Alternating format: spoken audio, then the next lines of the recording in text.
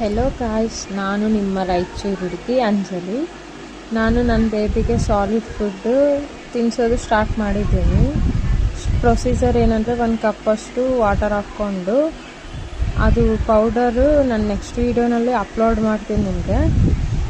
Powder ಮಾಡಿದ್ದು ನೆನಿಟ್ಕೊಂಡಿದ್ದೆ ಒಂದು 5 minutes. ಅದು ವಾಟರ್ ಕುದ್ದ ಮೇಲೆ ಅದು ಸಾಲಿಡ್ನ ಅದು ಕುದಿಯೋ ನೀರಲ್ಲಿ ಹಾಕ್ಕೊಂಡು ಚೆನ್ನಾಗಿ ಒಂದು 10 ಮಿನಿಟ್ಸು ಮಿಡ್ ಫ್ಲೇಮಲ್ಲೇ ಮಿಕ್ಸ್ ಮಾಡ್ಕೋಬೇಕು.